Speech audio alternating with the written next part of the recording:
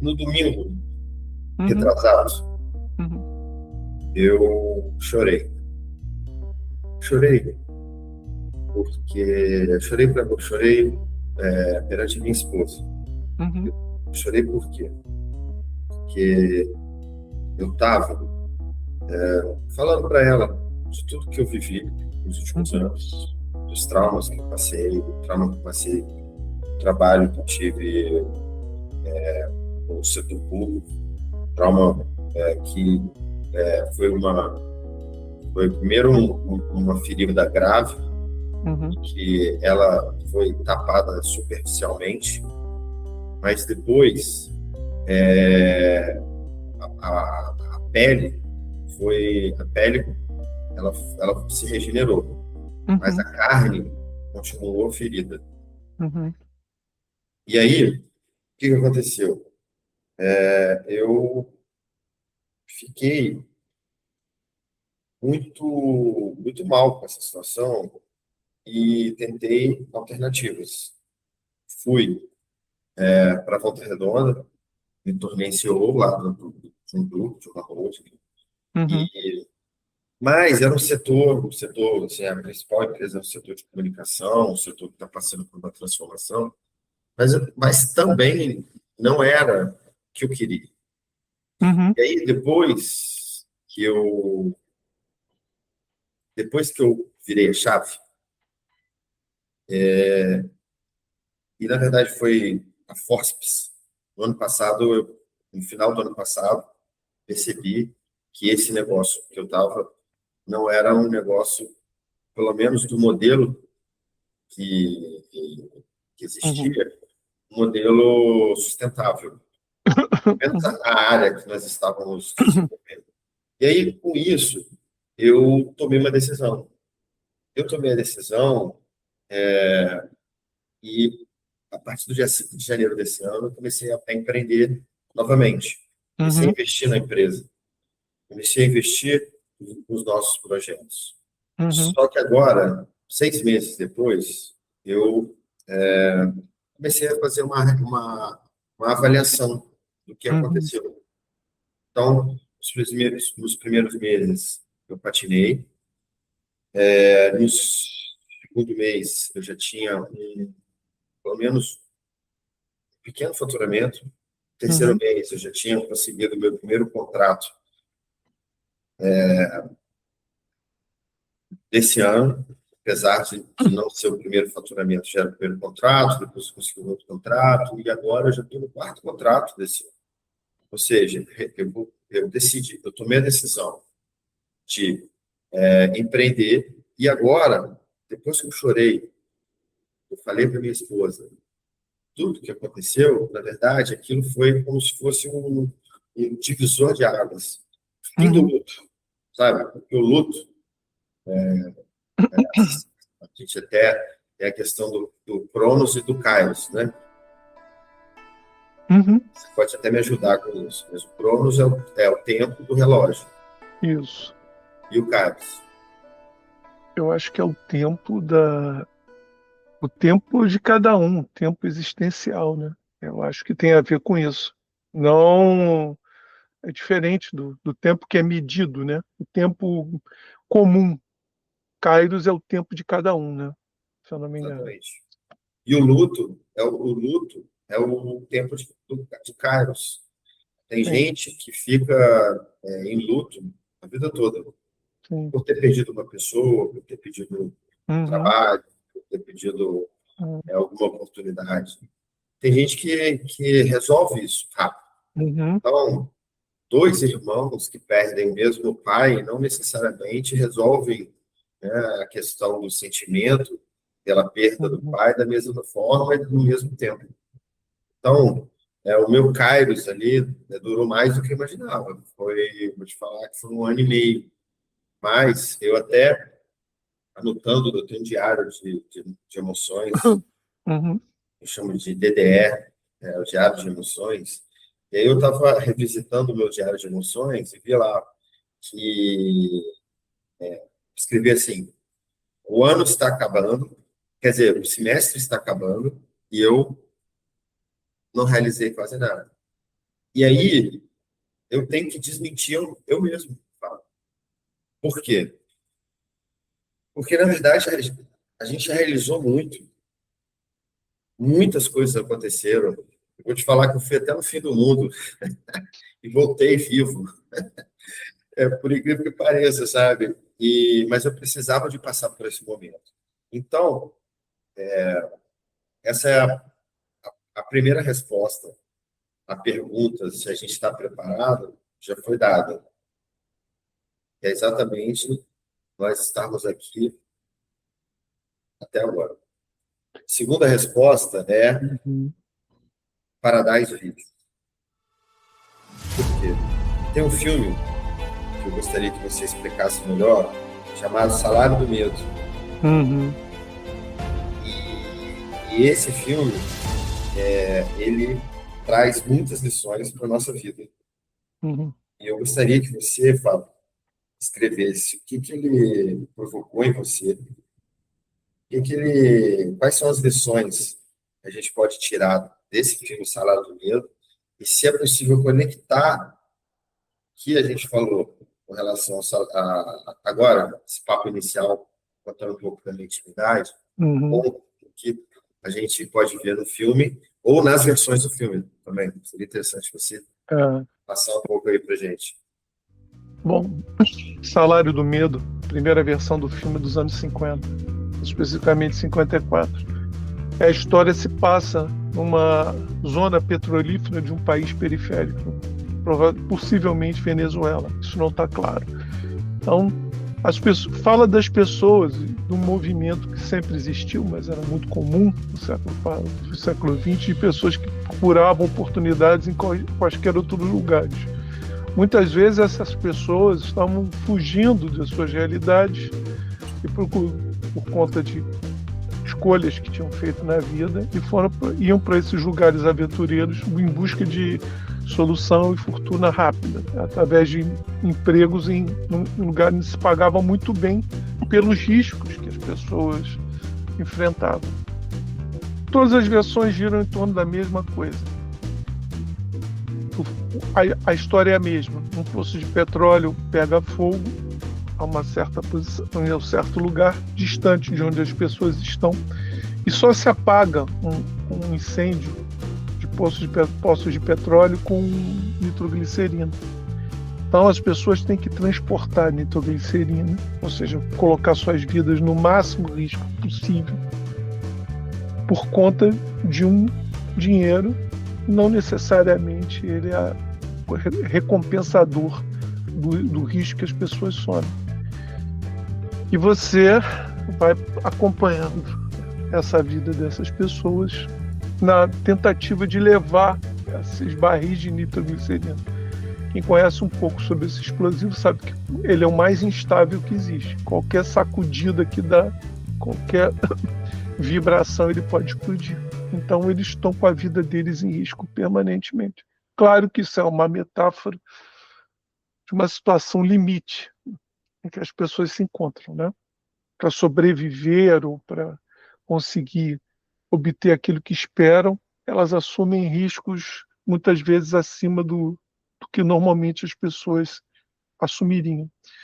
E você acompanha, especialmente em todas essas versões,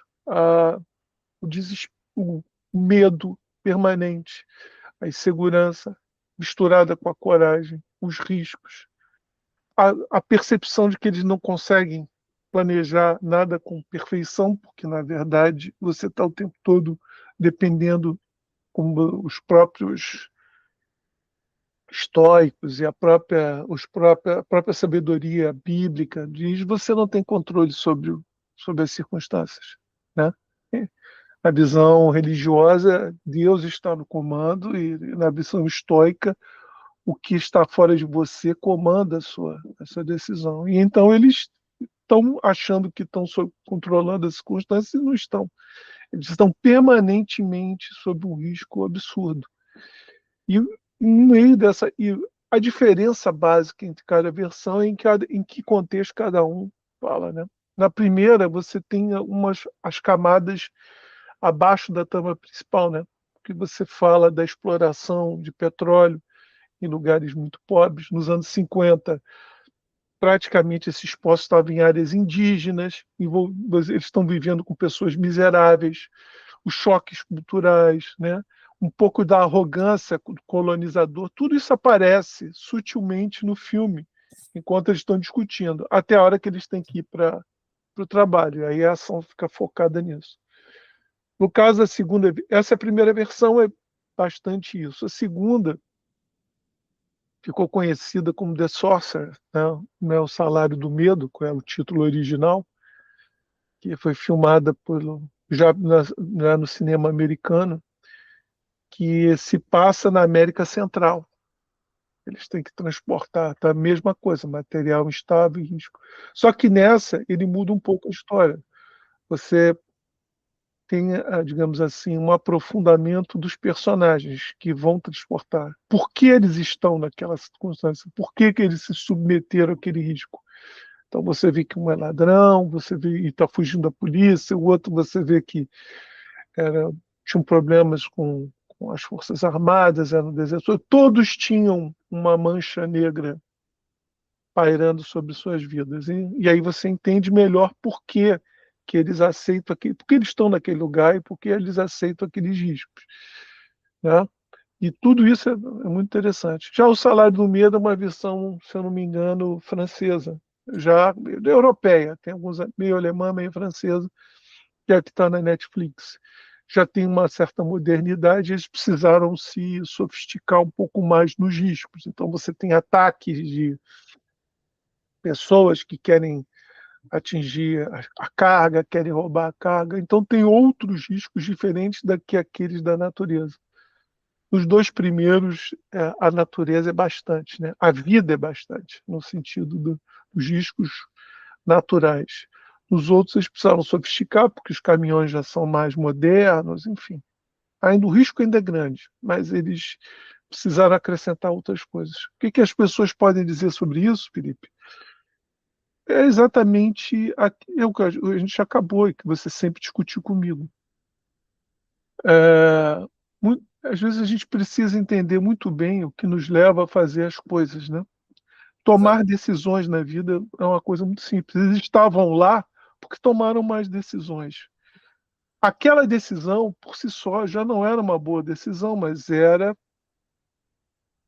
digamos assim, aquela que convergia com a ideia fixa que eles tinham de ganhar muito dinheiro para a realidade deles e que poderia resolver as questões. Tudo na vida é uma questão de escolha, né? Tudo na vida envolve risco, num risco máximo, um risco mínimo, envolve risco. E que nós recebemos exatamente pelo risco que nós corremos para tomar as decisões.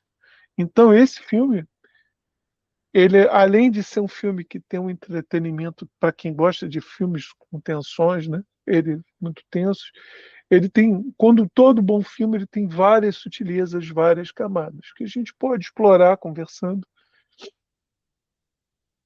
Eu vou aproveitar que está gravando, por exemplo, é uma simulação, eu fui pego de surpresa. Então, provavelmente, quando nós formos falar sobre os filmes, eu vou ter a oportunidade de rever e pegar mais detalhes para colocar. Mas, em essência, o filme é sobre isso. É sobre escolhas, sobre riscos, Sim. sobre choques culturais, sobre más decisões, né? E que muitas vezes, na maioria das vezes, a gente não tem muito tempo para se arrepender. A gente tem que tomar decisões e muitas vezes essas decisões colocam nossas vidas em risco. Em muito, um grau máximo ou um grau mínimo, mas coloca. Sim. E aproveitando, eu já venho aqui apresentar o quadro Paradise Vídeos, que faz parte do projeto Caminhos de Alice. Caminhos de Alice é um projeto que fala sobre planejamento, fala sobre gestão de tempo, fala sobre Escolha. decisões, sobre escolhas, sobre a lei da semeadura, que Uhum, significa que a semeadura é opcional, mas a colheita é uhum, obrigatória. sim. E aí, o quadro Paradise Feeds, ele se encaixa dentro do Caminhos de Alice. Você pode até explicar melhor a ideia do que é o Caminhos de Uhum, Alice, mas o quadro Paradise Vídeos, para mim, talvez seja o quadro mais interessante, que, na verdade, é a gente utilizar a sétima arte para poder ilustrar metaforicamente ou não, vai depender do tema e da situação, Uhum, que nós estamos falando.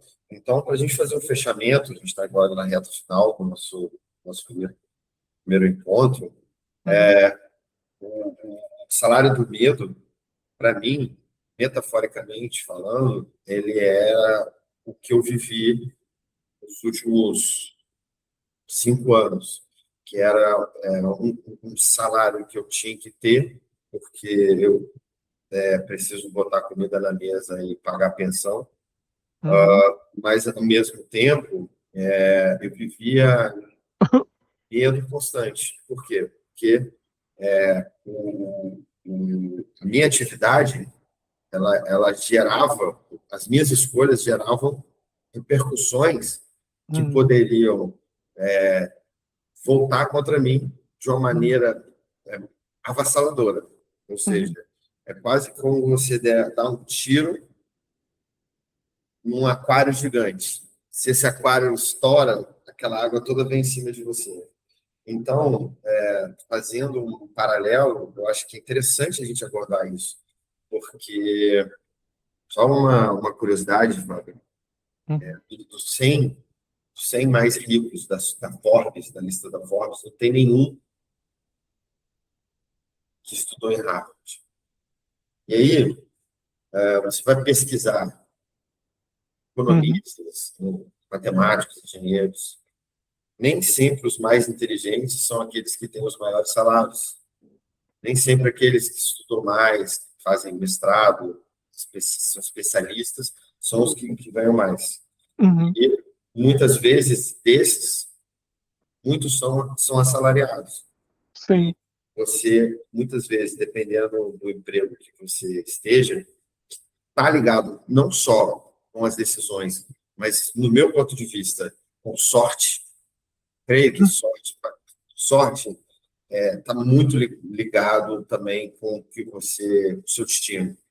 Se o Warren Buffett tivesse nascido na Rússia, provavelmente ele não teria se tornado o maior investidor, pelo menos contemporâneo, que nós conhecemos. Então, assim, ele ter sido um homem branco, ter nascido na década de 30 e ter passado na década de 30 nos Estados Unidos e passado por tudo que ele passou, ele provavelmente teve oportunidades que provavelmente não teria em outros locais. Então, fazer esse paralelo ao salário do medo com o que a gente está vivendo e esse projeto, Caminhos de Alice, creio que é um bom começo. Então é isso, meu querido. Não, e tem algumas coisas interessantes que não é o que você disse. Então, não é um vício de Não, linguagem. você tem esses... Não, não. Você falou alguma coisa interessante. Tem uma frase de um, se eu não me engano, é daquele, aí eu vou deixar, daquele empreendedor, empresário, Flávio, eu esqueci o sobrenome dele, criou o Flávio livro, Augusto? Flávio Augusto, que ele diz que os mais estudiosos e os mais instruídos, os mais capacitados tecnicamente, acabam sempre trabalhando para os mais corajosos, né? Empreender e ganhar dinheiro tem a ver com coragem, não tem a ver com muito de coragem, muito de talento, mas sobretudo coragem para assumir riscos. Então, nesse sentido, o salário do medo, você tem razão. Na verdade, tudo na vida, o objetivo do Caminho de Alice é falar basicamente sobre escolhas, riscos e decisões, que são esses mesmos empresários falam, e é verdade, que nós, brasileiros, não somos educados financeiramente, nem somos educados em duas habilidades fundamentais: vendas e negociação. Eles estão certos, mas, sobretudo, nós não temos um bom background para tomadas de decisões, né? Não é por acaso, eu não estou com o livro original, mas eu estou com a biografia aqui do meu lado de dois dos maiores estudiosos sobre tomar decisões, que foram Kahneman e Tversky. Escreveram, estão vendo toda a teoria da heurística, né? Estudaram os viéses cognitivos, ou seja, tudo que está por trás das decisões das pessoas. Ô, Fábio, As pode dec... falar o nome do livro aí, do autor? é, esse Você é, enxergar, a tua câmera está ótima, cara. Tá meio filme de Laranja Mecânica misturado com, sei lá. é Você o some aí, cara. Olha. Não, esse é o problema do fundo. Tem que é bom a gente ver isso. Não sei se está dando para você ver. Não tá dando para ver. Fala aí para mim, cara. É só você ler o nome O do. projeto Desfazer, a amizade que mudou nossa forma de pensar. Eu comprei esse livro De numa quem? promoção do Michael Lewis, que é um dos maiores biógrafos dos Estados Unidos. Ele já escreveu sobre várias coisas. Aquele filme, A Grande Aposta, é baseado no livro dele sobre os empresários que perceberam a crise antes da hora e começaram a comprar e apostar contra a crise e ficaram trilionários na crise de 2008, da subprime. Sim. Então, geralmente ele escreve sobre assuntos. Ele é um biógrafo diferente do Rui Castro, que tem uma pegada mais cultural, diferente de Fernando Moraes, que tem um direcionamento mais político. O Michael Lewis escreve muito sobre questões econômicas, faz biografias sobre temas econômicos, episódios da história econômica. Ele é um jornalista, ele não é economista, mas ele escreve muito bem e ele escreve muito bem sobre panos de fundo. Esse livro, o Projeto de Desfazer, ele é sobre a dupla que criou a, a, a ideia da heurística, né? Das heurísticas e dos vieses cognitivos, que estudaram, que é o Kahneman, escreveu Rápido e Devagar, é o livro mais conhecido dele, né? Que está aí. Uhum. Mas o Kahneman, ele é israelense e ele começou com Amos Tversky, que era o parceiro dele de estudo. Esse aqui, livro, é a história de como tudo começou. Como esses caras construíram essa teoria lá do início, nos anos 50, 60, eles começaram a estudar, e os trabalhos deles a partir dos anos 70. Como é que eles foram é, desenvolvendo isso. Então, assim, tomar decisões é uma arte, é uma coisa que você aprende de certa forma, ou você pode refinar a sua capacidade. Tudo na vida é uma questão de talento, né? Tem pessoas que já nasceram, não precisam ler esse livro, precisam estudar, eles já tomam naturalmente essa decisão. É uma coisa muito interessante sobre decisões, que é o próprio livro do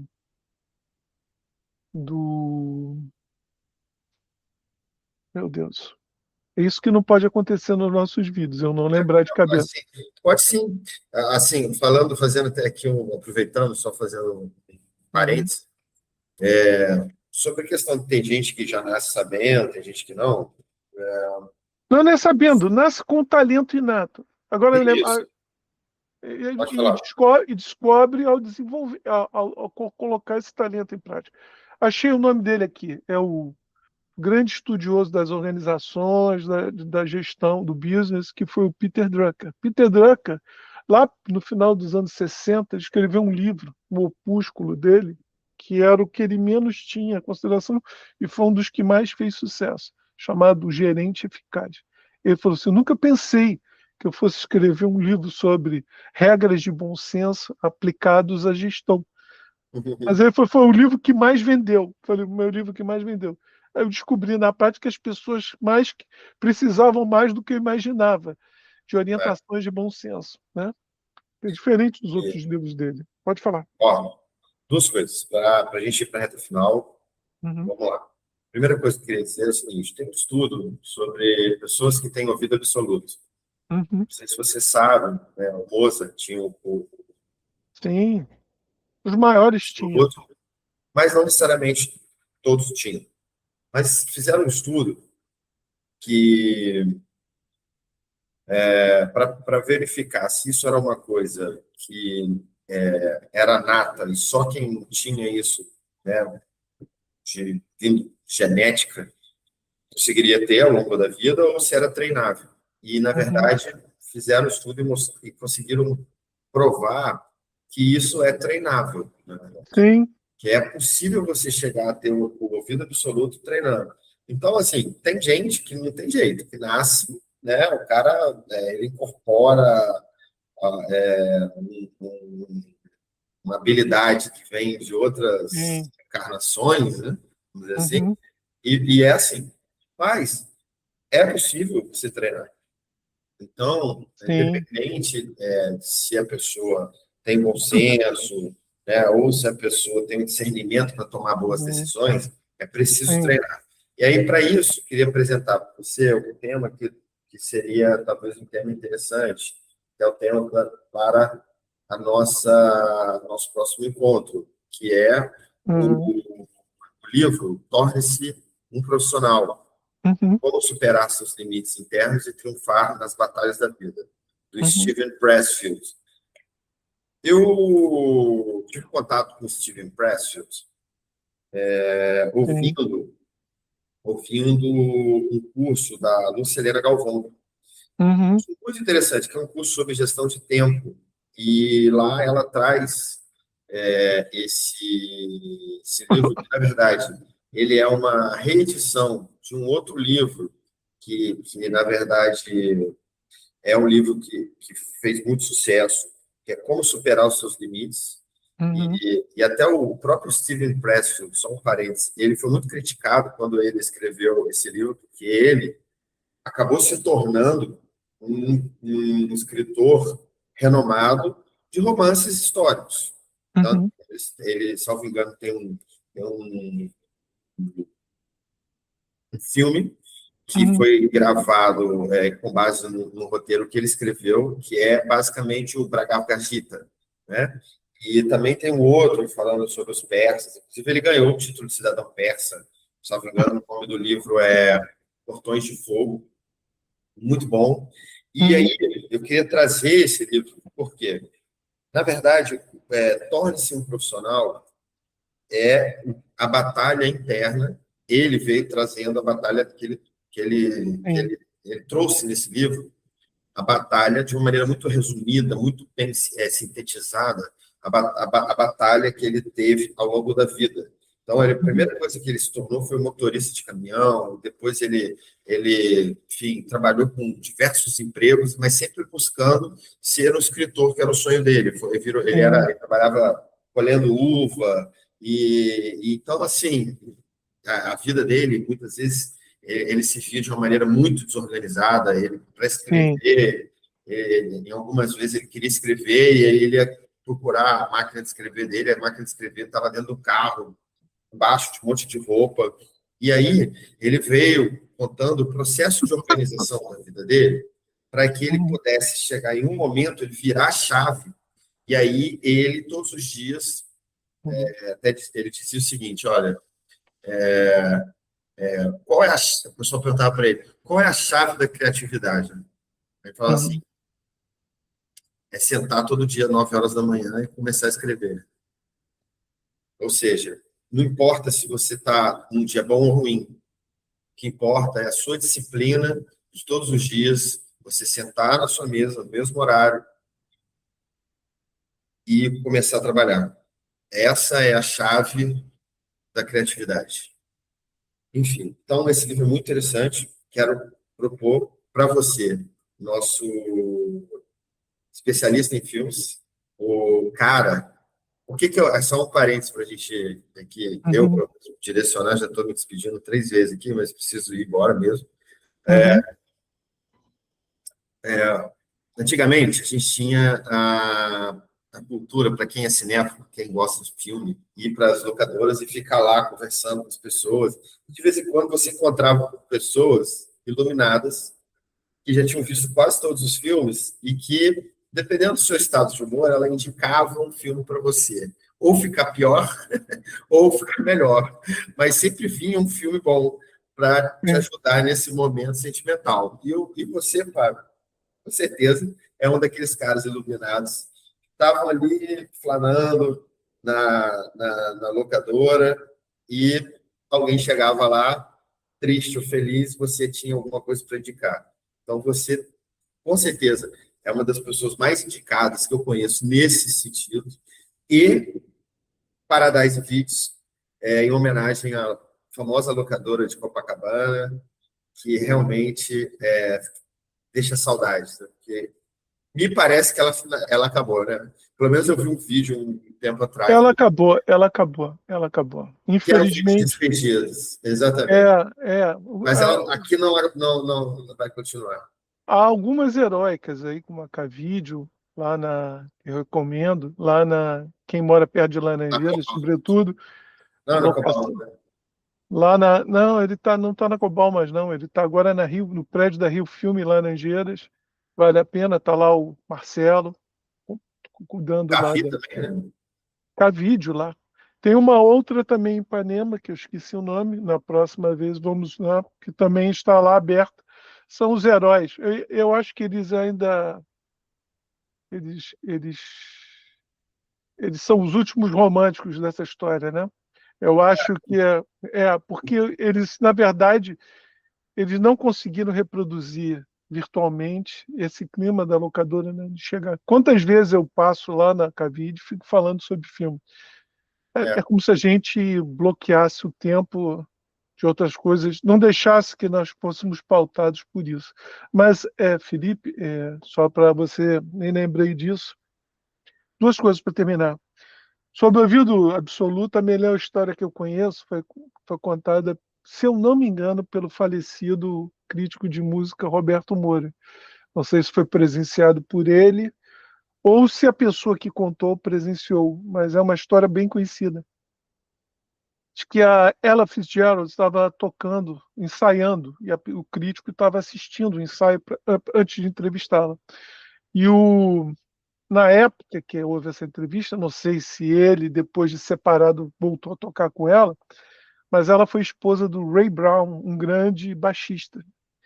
E de lá pelas tantas, o crítico, a pessoa que estava assistindo, viu que o Ray Brown parou um instante, que achou que o contrabaixo dele estava desafinado, aquele contrabaixo acústico, aí virou para ela e disse assim: Ela, me dá um lá aí.